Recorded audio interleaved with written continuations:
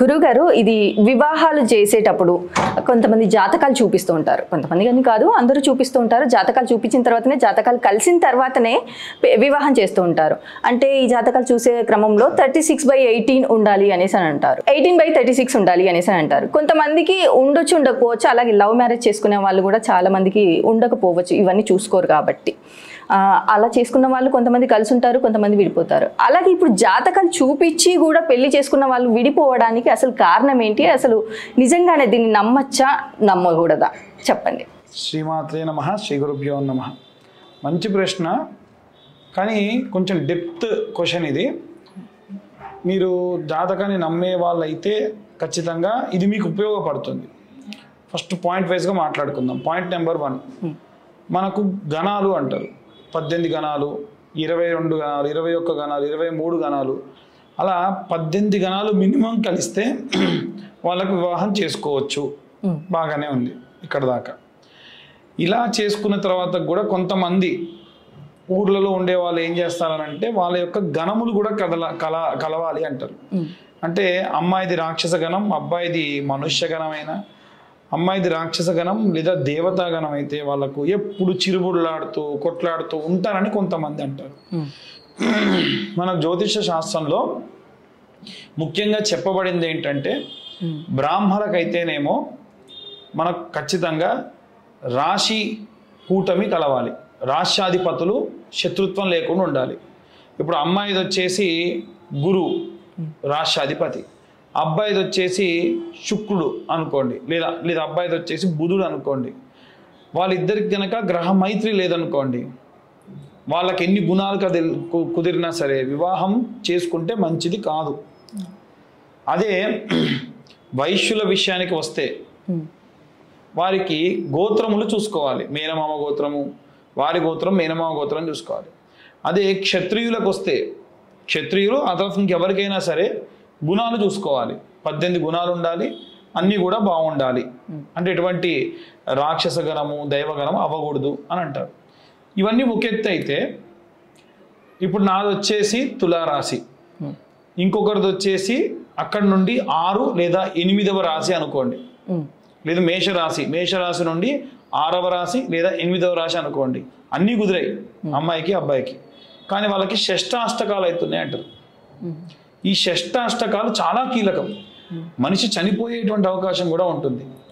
అంటే తనకు వైధవ్యం రావచ్చు, లేదా అబ్బాయికి భార్య వియోగం రావచ్చు. ఇలా జరిగేటువంటి అవకాశం ఉంటుంది. కాబట్టి జాతకంలో షష్టాష్టకాలు ఉన్నాయా అనేది చూసుకోవాలి.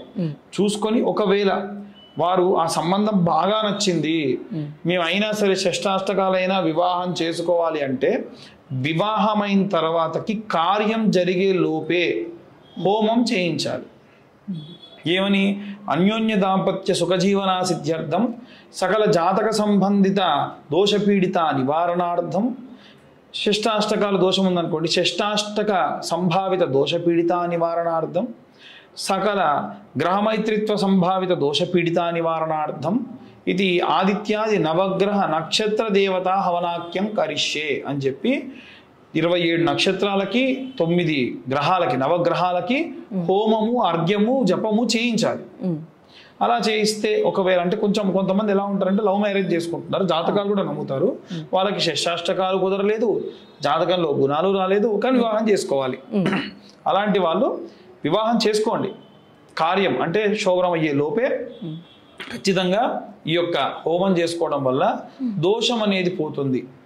కానీ ఖచ్చితంగా చెప్తున్నానమ్మా, జాతకం కుదరలేదు అంటే కుదరలేదు అంతే.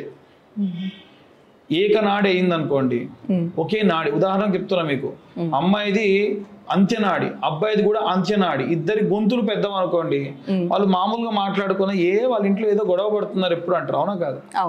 అందుకని ఏకనాడి అవ్వకూడదు. ఇంకొకటి, అన్నీ కుదిరిన షష్టాష్టకాలు కాకపోయినా కూడా డైవర్స్ అవుతూ ఉంటాయి. భార్య వియోగం కాదు, అలాగనే వైధవ్యము రాదు.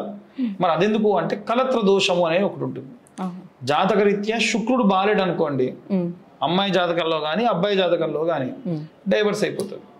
మరి ఏం చేయాలండి అంటే, శుక్రుడు బాలేడు, శుక్రుడు నీచంలో ఉన్నాడు, పాపగ్రహంతో కలిసి ఉన్నాడు అనుకోండి జాతకరీత్యా, వాళ్ళకు అమ్మాయికి అయితే కుంభ వివాహము ఉంటుంది. గుడ్డకిచ్చి పెళ్లి చేయాలి. అబ్బాయికి అయితే అర్క వివాహం చెట్టుకిచ్చి పెళ్లి చేయాలి, లేకుంటే వారికి డైవర్స్ అవుతాయి. ఉదాహరణకు ఐశ్వర్యరాయ్కి చేశారు చెట్టుకిచ్చి. ఎందుకు? అమితాబ్ బచ్చన్ జాతకం బాగా నమ్ముతాడు, చేశాడు. అయినా సరే వాళ్ళకి ఇప్పుడు డైవర్స్ కేసు నడుస్తుంది. గొడవలు చికాకులు అంటే డైవర్స్ అవ్వలేదు, నడుస్తుంది. అక్కడ దాకా వెళ్ళి మళ్ళీ వెనక్కి వచ్చారు. సో అక్కడ చేసినటువంటి దోష నివారణ వల్ల డైవర్స్ కాకుండా ఆగుతుంది. ఇలా జాతకరీత్యా మనం ఎన్నో రకాల వర్షన్స్, ఇప్పుడు నేను చెప్పింది కొంత వర్షనే. ఈ జాతకం అనేటువంటిది సముద్రం కాబట్టి ఎన్ని కోణాలు ఉంటే అన్ని కోణాలతోని చూసి అష్టదిగ్బంధనము అంటే 8 రకాలైనటువంటి రెమెడీస్ చేసుకొని సంతోషంగా ఉండాలంటే వివాహం చేసుకోవడం మంచిది. అన్నిటికంటే ముందు మనిషి ఇక్కడ ఆలోచనలో బాగా గట్టిగా ఉండాలి, మేనేజ్ చేసుకోవాలి. కష్టాలు వస్తాయి, కష్టాలు వచ్చినంత మాత్రాన వివాహానికి ముందు బాగున్నాం, వివాహం అయిన తర్వాతకి మావోడింది ఇట్లా మాట్లాడట్లేదు, మాది లవ్ మ్యారేజ్ అని కూడా అనుకుంటారు. ఇంకొంతమంది ఏమంటారంటే గొప్ప గొప్ప సాధువులు వాళ్ళు ఏం చెప్తారనంటే everything is fair and love and war. ప్రేమలో కానీ యుద్ధంలో కానీ రూల్స్ రెగ్యులేషన్స్ ఉండవు, వివాహం చేసుకోవచ్చు అంటారు. కానీ అలా చేసుకున్న వాళ్ళు కూడా పాపం బాగా ఇబ్బంది పడ్డ వాళ్ళు ఉన్నారు. కాబట్టి మినిమల్ ఇవన్నీ కూడా చిన్న చిన్నవే, పెద్దవేం కాదు. కాబట్టి చేసుకోవడం అనేది చాలా మంచిది. దానివల్ల డైవర్స్ అనేటువంటిది కాకుండా అవుతుంది. నిజంగా గురుగారు, చాలా మంది కలిసి ఉండాలి అని ఉన్నా కూడా కొంతమంది పేరెంట్స్ వల్ల కావచ్చు, లేదంటే ఇంకా ఏ ఇతర ఇబ్బందుల వల్ల కావచ్చు, ఫైనాన్షియల్గా కావచ్చు, ఇలా కరెక్ట్గా లేకుండా ఇబ్బంది పడుతూ ఉంటారు, విడిపోవడానికి రెడీగా ఉంటారు.